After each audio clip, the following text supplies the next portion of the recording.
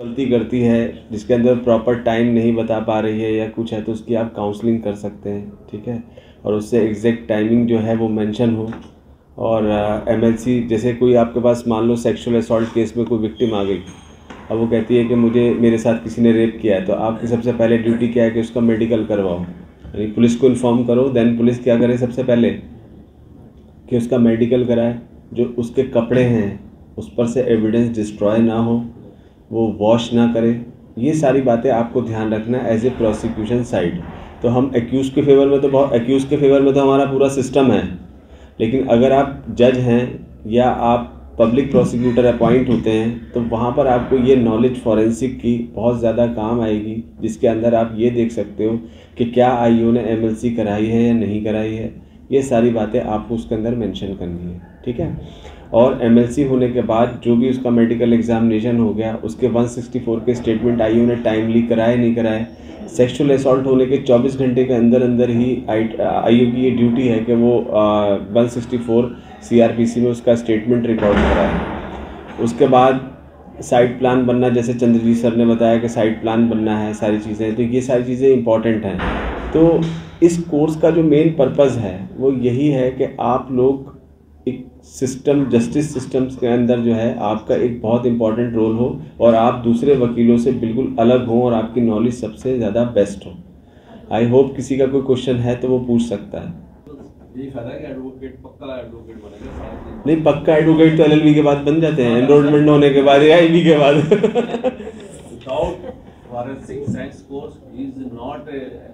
हाँ राइट, जैसे इन्होंने ये बात बोली है कि वकील तो बहुत सारे हैं और एडवोकेट बहुत सारे हैं, लेकिन उनमें कुछ डिफरेंस होता है।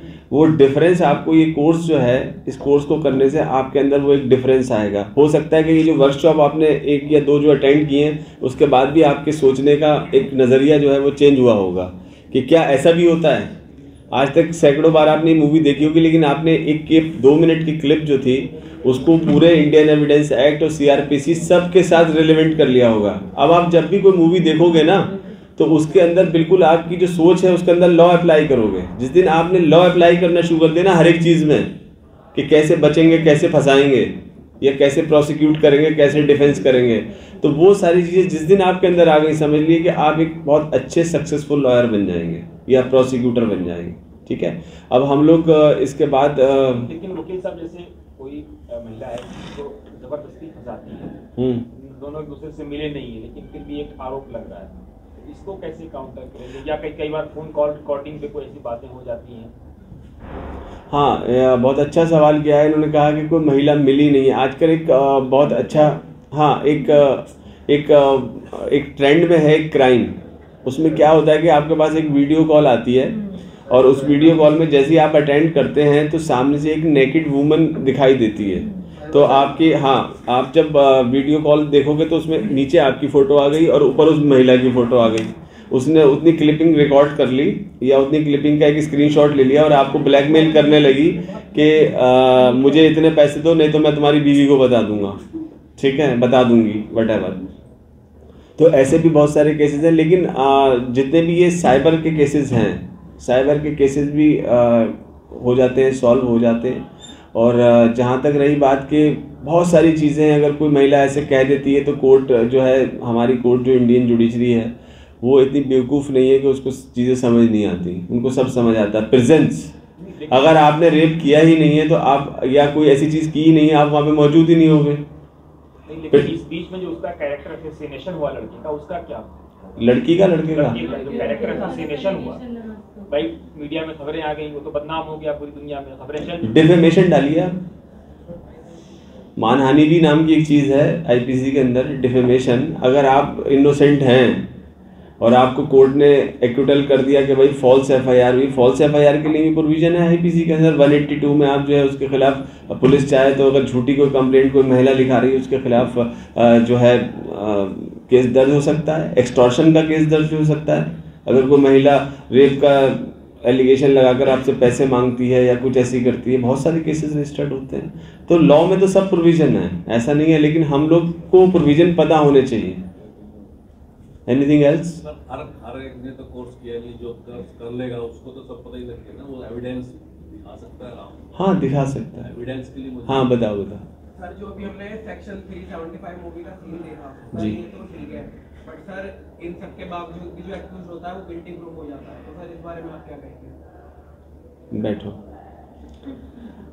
देखो इस मूवी में भी एक्यूज जो है उसको गिल्टी माना गया है, तो ये डिपेंड करता है कि विक्टिम का जो स्टेटमेंट है ना इज सफिशिएंट। तो आपको उसके अंदर एक बर्डन ऑफ प्रूफ, अगर आपने लॉ में पढ़ा होगा तो बर्डन ऑफ प्रूफ जो है वो एक्यूज के ऊपर होता है कि उसको प्रूफ करना है कि इनोसेंट है इन केसेस के अंदर। तो वहाँ पर आपको अपना डिफेंस सॉलिड करना है। या तो आप ऐसे केसेस में ये दिखा दो कि प्रीवियस कोई एनिमिटी थी आपके उसके साथ, आपका कुछ झगड़ा था, फिर पहले तो कुछ हुआ है ना। अगर वो लड़की आपका नाम ले रही है तो किसी वजह से ले रही होगी, बिना वजह नहीं ले रही होगी। वो एक कहावत है ना कि थोड़ा सा गड्ढा होता है वहीं पर ही पानी मरता है। आपने ज़रूर उससे चैट की होगी, वो चैट जो होती है धीरे धीरे क्या होता है वो थोड़ा सा एक कदम आगे बढ़ जाती है, ठीक है। तो कहीं ना कहीं कुछ ना कुछ होता ज़रूर है जब भी कोई बात होती है। तो कोर्ट जो है बहुत स्मार्ट है हमारी, वो सब चीज़ें देखती है और सारे एविडेंसेस देखती है। अगर फिर भी कोई रह जाता है तो ये एक वकील के ऊपर बहुत डिपेंड करती हैं सारी चीज़ें। जैसे आपने अभी बताया, बहुत अच्छी बात कही इस लड़के ने कि एक्यूज फिर भी गिल्टी हो जाता है, तो वो वहाँ पर कहीं ना कहीं वकील की जो इंटेलिजेंस है वो क्वेश्चन मार्क है। अगर आपका वकील सही है और अगर एक्यूज आपको सही बात बता रहा है और सच बता रहा है, आपको ट्रस्ट क्रिएट करके अपने एक्यूज से सच बात लेनी हो। उससे कहना है भाई तूने कुछ भी किया हो लेकिन मुझे पता होना चाहिए कि तूने जो भी किया है वो क्या है।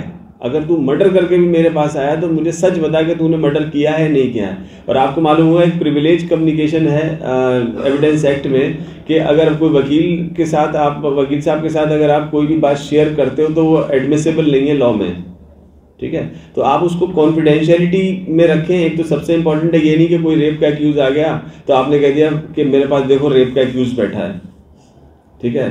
होता है अक्सर लोग अपने वाहवाही करने के लिए बोल देते हैं देखो ये विक्टिम, इसके साथ 2 बार ऐसा हो चुका है, 3 बार ऐसा हो चुका है। Never do this kind of things. Maintain confidentiality. अगर आप कॉन्फिडेंशियलिटी मेंटेन नहीं करेंगे तो क्लाइंट का ट्रस्ट आप पे से चला जाएगा।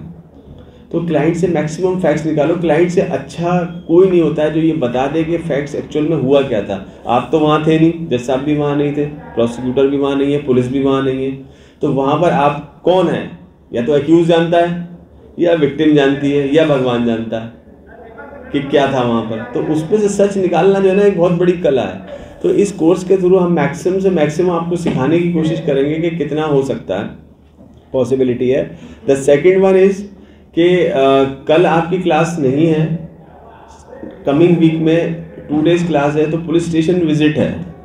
तो पुलिस स्टेशन विजिट के लिए हम लोग दिल्ली में एक पुलिस स्टेशन में आपकी विजिट रखेंगे जहां पर आपको जितने भी रजिस्टर हैं जो पुलिस थाने में मेंटेन किए जाते हैं, जैसे डेली डायरी एंट्रीज है, जर्नल डायरी एंट्रीज हैं, जीटी डीटी, ये जितनी भी सारी चीज़ें कैसे वर्किंग होती है वो सारी वर्किंग को आपको एक्सप्लेन किया जाएगा। नेक्स्ट वीक हम उसके लिए रखेंगे। तो मैक्सिमम जिन्होंने एनरोल्ड कर लिया है वो लोग इसके अंदर ज़रूर आएँ।